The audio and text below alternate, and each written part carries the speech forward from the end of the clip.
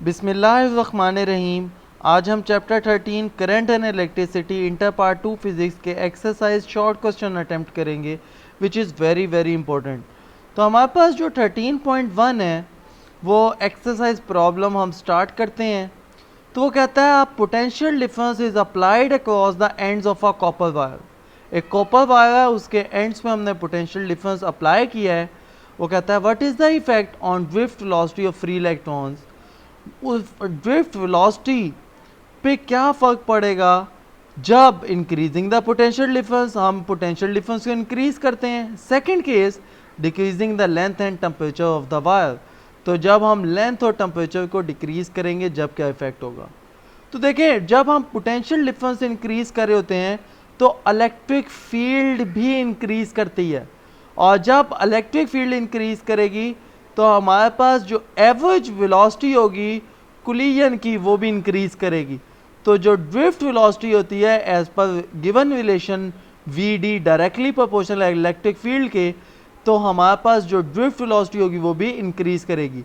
As we know that the drift velocity of free electrons is directly proportional to the potential difference, or therefore potential difference is increased then drift velocity of free electron is also increases। तो जो drift velocity होगी वो भी क्या करेगी, increase कर जाएगी। तो उसके बाद हम आगे चलते हैं सेकंड केस पे। वो कहता है decreasing length and temperature of the wire. देखिए जब रेजिस्टेंस जो डिपेंड कर रही होती है वो डायरेक्टली प्रोपोर्शनल होती है टेम्परेचर के और लेंथ के। तो जब हम क्या करते हैं, टेम्परेचर कम करते हैं और लेंथ को रिड्यूस करते हैं या उसकी लेंथ डिक्रीज करते हैं, तो क्या होता है, रेजिस्टेंस डिक्रीज कर जाती है। और जब रेजिस्टेंस डिक्रीज करेगी तो आपके पास जो ड्रिफ्ट वेलोसिटी होगी वो इंक्रीज कर जाएगी। तो यही लिखा हुआ है as the resistance upon temperature and length of the conductor, so on decreasing the temperature and length of the conductor the resistance decrease, so drift velocity increase। तो drift velocity क्या हो जाएगी, increase कर जाएगी। उसके बाद हम 13.2 शॉर्ट क्वेश्चन देखते हैं which is very simple and very very important short question. वो कहता है do bends in a wire affect its electrical resistance. वो कहता है क्या जो वायर्स पे बल होते हैं क्या उस पे इलेक्ट्रिकल रेजिस्टेंस डिपेंड करती है। तो वो कहता है the resistance of a conductor हम of length L and cross sectional area is given by R is equal to rho L over A. इसका मतलब है लेंथ पे डिपेंड कर रहा हो एरिया पे। तो वो कहता है where rho is the resistivity whose value depends upon nature of conductor. If length L and cross section area A of the wire is unchanged after bending, then its electrical resistance will remain same। उसकी electrical resistance पे कोई फर्क नहीं पड़ेगा अगर हमने उसको bend भी कर दिया है और उसकी लेंथ भी सेम है और उसका एरिया भी सेम है।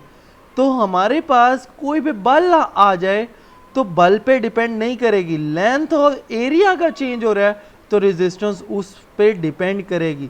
उसके बाद 13.3 शॉर्ट क्वेश्चन देखते हैं। वो कहता है what are the resistance of resistor given in the figure A and B, what is the tolerance of each, explain what is meant by tolerance. तो हमने इसमें बताना है कि हमारे पास ए और बी फिगर्स दी गई हैं, हमने इनके बैंड्स की वैल्यूज बतानी है और उसके बाद हमने टोटल रेजिस्टेंस की वैल्यूज बतानी है और टॉलरेंस के बारे में बताना है कि टॉलरेंस होती क्या है। तो हमारे पास फिगर ए, ये वाली जो फिगर है हम उसके बारे में बता रहे हैं। As we know that first three bands on the left show values of resistance and the extreme band give the tolerance of the resistance. जब हमने ये आर्टिकल पढ़ा था तो हमने इसके रूल्स देखे थे, उन्हीं रूल्स को एलेबोरेट कर रहा है। दस इन the figure first band in brown 1 है, second band in the green वो 5 वैल्यू देगा और third band is the red 2 values है तो 2 नंबर ऑफ जीरोस आ जाएंगे 2। और फोर्थ बैंड टॉलरेंस के बारे में बताता है, fourth band is gold which show tolerance. अब गोल्ड है प्लस माइनस 5 आ जाएगी। तो हम जब इसकी वैल्यू लिखेंगे so the actual value of resistance 1500 plus minus 5% आ जाएगी। अब फिगर बी देखते हैं, तो फिगर बी में पहली वैल्यू येलो है, सेकंड वाइट है, थर्ड ऑरेंज है और फोर्थ सिल्वर है। तो हम जब उसकी वैल्यूज पुट करते हैं, फर्स्ट बैंड येलो है उसकी वैल्यू 4, सेकंड बैंड जो वाइट है उसकी वैल्यू 9 और जो थर्ड वन इज हमारे पास आ जाएगा ऑरेंज, ऑरेंज की वैल्यू 3 होती है तो नंबर ऑफ जीरोस 3 आ जाएंगे। फोर्थ बैंड सिल्वर है तो उसकी जो टॉलरेंस होती है वो आपके पास प्लस माइनस 10% होती है। लेट्स सपोज अगर यहाँ पे कोई हमारे पास बैंड ही ना होता फोर्थ, तो उसकी अंडरस्टूड जो टॉलरेंस थी वो 20% थी, तो जो एक्चुअल रेजिस्टेंस आ जाएगी उसकी 49,000 प्लस माइनस 10% उसकी वैल्यू आ जाएगी। अब उसके बाद उसने टॉलरेंस को भी डिफाइन करने को कहा था, तो टॉलरेंस को डिफाइन करते हैं। Tolerance means the possible variation from the mark value, जो हमने मार्क किया उसमें पॉसिबल, एग्जैक्ट तो नहीं है कि हम जो वैल्यू बनाएं वही हमारे पास रेजिस्टेंस आ रही हो, उसमें फ्लक्चुएशन हो सकती है, उस फ्लक्चुएशन को रिप्रेजेंट कर रहा है। लाइक वो कहता है कि फॉर एग्जांपल 1500 रेजिस्टेंस है with our tolerance plus minus will have an actual value of resistance 1424 and 1575। इसका मतलब है इनके दरमियान कोई वैल्यूज हो सकती हैं, इनमें फ्लक्चुएशन आ सकती है, क्योंकि प्रैक्टिकल हमारे पास कोई भी एक्सपेरिमेंट होता है तो उसमें कमी पेशी का चांसेस हो सकते हैं। तो उसके बाद हम चलते हैं 13.4। तो why does the resistance of a conductor rise with the temperature, why does the resistance of a conductor rise with temperature. Resistance के टेम्परेचर के बढ़ाने से कंडक्टर की रेजिस्टेंस क्यों बढ़ जाती है, तो हमने ये बताना है। वो कहता है as we know that resistance offered by a conductor to the flow of current is due to the collision। वो किसकी वजह से होती है, resistance due to collision की वजह से, of collision of free electrons with atoms of lattice। as temperature of conductor rise, जब temperature rise होता है, बढ़ता है, तो amplitude of the vibration of atoms in the lattice increase हो जाती हैं, and hence the probability of their collision with the free electron also increase, hence resistance of conductor rise with the temperature। वो just simple अल्फाज में ये कह रहा है कि जब हम टेम्परेचर बढ़ाते हैं तो कुलियन बढ़ जाती हैं, कुलियन के बढ़ने से उसका जो एम्पलीट्यूड ऑफ वाइब्रेशन है वो इंक्रीज हो जाता है, जिससे हम कहते हैं कि कंडक्टर की जो रेजिस्टेंस है वो बढ़ गई। सिंपल से ये अल्फाज हैं। उसके बाद 13.5 वेरी इंपॉर्टेंट शॉर्ट क्वेश्चन। वो कहता है what are the difficulties in testing whether the filament of light bulb obey Ohm's law. तो वो कहता है क्या डिफिकल्टीज आती हैं जो फिलामेंट बल्ब है वो ओहम्स लॉ को ओबे नहीं कर पाता। तो बेसिकली इसकी एक ही रीज़न है कि ये फिज़िकल स्टेट चेंज हो जाती हैं। जब फिज़िकल स्टेट चेंज हो जाए तो ओहम्स लॉ ओबे नहीं होगा। तो वो यही बात करेगा, according to Ohm's law current is directly proportional to the applied potential difference. applied potential difference providing the physical state of conductor must remain constant. Therefore, when current pass through the filament of bulb, initially the temperature of filament is low and its resistance remain constant.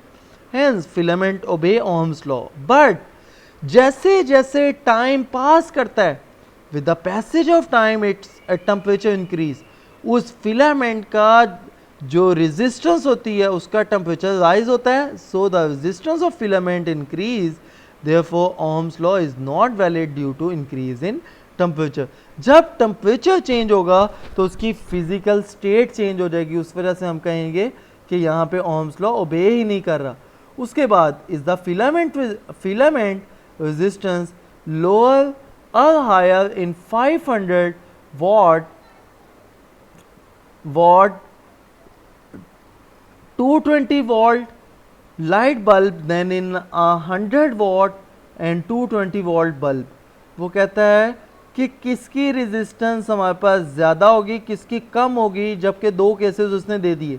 अब मैंने इस question को anti test के point of view से भी solve किया है, तो उसको वो भी हम मेथड देखेंगे, और जो बोर्ड का मेथड होगा वो हम फर्स्टली पहले देखेंगे। हमारे पास जो पावर के रिलेशन होते हैं वो डिफरेंट हमने लगाए। जब करंट की ज़रूरत नहीं होती तो हम V स्क्वायर और R वाला रिलेशन लगाते हैं। तो R निकालना हो तो P यहाँ से मल्टीप्लाई और दूसरी तरफ जाके डिवाइड हो जाएगा, V स्क्वायर और P आ जाएगा। फर्स्ट केस में देखते हैं, हमारे पास 220 वोल्ट हमारे पास क्या है, पोटेंशियल है। उसके बाद 500 वॉट पावर है, जब डिवाइड करते हैं तो 96.8 ओहम आ जाएगा। फिर secondly R2 is equal to 220 volt हमारे पास पोटेंशियल है, लेकिन 100 वॉट हमारे पास क्या है, पावर है। तो जब इसको डिवाइड करेंगे 484 ओहम आ जाएगा आंसर। तो अब यहाँ पे देखें, सो the resistance of 500 watt bulb is less than the resistance of 100 what 100 watt, but 500 watt bulb will draw more current as compared to 100 volt bulb। तो हम बताएंगे कि हमारे पास जो लोअर है वो कौन सा केस ले रहा है, फर्स्ट केस, और जिसकी हायर रेजिस्टेंस है वो कौन सा है, सेकंड केस। अब अगर वो एंटी टेस्ट के पॉइंट ऑफ व्यू से पूछता तो हम जब भी बता सकते हैं, ये देखें P is equal to V square R है, तो अगर रेजिस्टेंस निकाल दें P डिवाइड हो जाएगा, वी स्क्वायर P हो जाएगा। तो V कांस्टेंट है तो R इनवर्सली प्रोपोर्शनल है, 1/P क्या आ जाएगा। 500 watt bulb has less resistance than 100 watt, तो जो हमारे पास इसकी रेजिस्टेंस होगी वो इनवर्सली प्रोपोर्शनल होगी पावर के। तो यहाँ से भी हम देख सकते हैं, तो हमारे पास यहाँ से भी प्रूफ हो गया कि जिसकी पावर ज़्यादा होगी उसकी रेजिस्टेंस क्या होगी, कम होगी। ये हमने अभी देखा, हमने ये प्रूफ भी कर दिया। तो अब हम 13.7 शॉर्ट क्वेश्चन पे चलते हैं। वो describe a circuit which will give a continuously varying potential. अगर आपको ये मेरी वीडियो पसंद आ रही हो तो साथ साथ लाइक भी करते चले जाएं। वो कहता है describe a circuit which will give a continuously varying potential. तो हमारे पास जो पोटेंशियल को वेरी करवाता है वो हमारे पास एक डिवाइस है, rheostat. Rheostat act as a potential divider और पोटेंशियल और rheostat act as a variable resistor. तो हमारे पास पोटेंशियल डिवाइडर और हमारे पास वेरिएबल रेजिस्टर के नाम से जाना जाता है।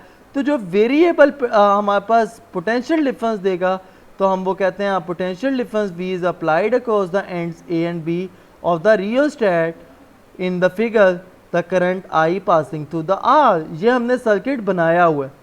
तो अब देखें जो करंट पास हो रहा है पहले इस सर्किट से, ये हमारे पास जो सर्किट है जब हमने इस पे ये वाली वायर कनेक्ट नहीं की थी, जो थर्ड टर्मिनल कहलाता है वो हमने कनेक्ट नहीं किया था, तो जो करंट था वो I is equal to V over R था। The potential difference between B and C is VBC is equal to IR।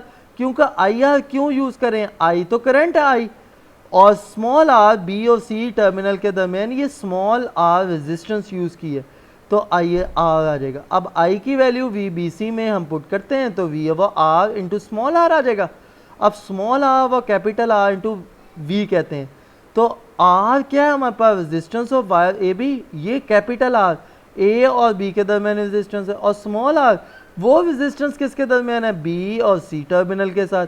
तो हमने ये सब मेंशन किया हुआ है, resistance of the portion BC of the wire. The circuit show can provide its output potential difference varying from 0 to a full potential difference of bat V depending on the position of sliding contact C। वो कहता है कि sliding contact पे depend करता है आपका potential difference. वो कैसे, लेट्स सपोज अगर स्मॉल r जीरो कर दें, जब स्मॉल r जीरो करेंगे तो पोटेंशियल जीरो हो जाएगा टोटल VBC का, तो हमारे पास पोटेंशियल जीरो आ गया। लेकिन अगर हम C को टुवर्ड्स A लेके जाएं तो हमारे पास टोटल रेजिस्टेंस कैपिटल R हो जाएगी। जब कैपिटल R हो जाएगी तो कैपिटल R से कैंसिल हो जाएगा, तो VBC is equal to capital R के बराबर आ जाएगा। तो हमारे पास 0 से V तक भी हमारे पास पोटेंशियल जा सकता है। From equation we see that as we move from B to A potential difference will change from 0 to V। ये हमने अभी डिस्कस कर लिया। उसके बाद 13.8 explain why the terminal potential difference of a battery decreases when the current drawn from its increase. इसके लिए हम एक रिलेशन यूज करते हैं, terminal potential is equal to EMF minus IR. Here R is the internal resistance of the cell. It is clear that when current I is large, the factor IR becomes larger and VT becomes smaller. Thus, the potential difference of a battery decreases when current drawn from it increases. Simple सी बात है, जब current ज़्यादा होगा तो ये जो product होगा ये इंक्रीज करेगा और E में से माइनस होगा तो पोटेंशियल जो टर्मिनल पोटेंशियल है वो हमेशा लेस होगा. उसके बाद 13.9 what is Wheatstone bridge. Wheatstone bridge क्या होता है, how it can be use to determine unknown resistance. हम अननोन रेजिस्टेंस इससे कैसे फाइंड कर सकते हैं. तो Wheatstone bridge is an electrical circuit which is use to find unknown resistance of a wire. Whenever bridge is balanced, the galvanometer show no deflection, then condition is satisfied. तो हम ये equation निकालते हैं R1 over R2 is equal to R3 over R4. ये जब आपने लिखना है जब आपके पास शॉर्ट क्वेश्चन में है. जब लॉन्ग क्वेश्चन आएगा तो आपने प्रीवियस वीडियोस में से आपने वो लॉन्ग क्वेश्चन पिक करना है और उसको उसी तरह ही अटेम्प्ट करना है. In the circuit R1, R2, R3 are known. If R4 is unknown then R3, R2 और R1 वैल्यूज़ हम एक साइड पे रखेंगे और R4 हम निकाल लेंगे. तो thanks for watching. Please hit the like button if you like the video and comment लाजमी करें और सब्सक्राइब नहीं किया हुआ चैनल तो आप सब्सक्राइब करें और बेल आइकॉन पे प्रेस करें ऑल पे ताकि हर आने वाली वीडियो आपको टाइम पे मिल सके. अल्लाह हाफिज़.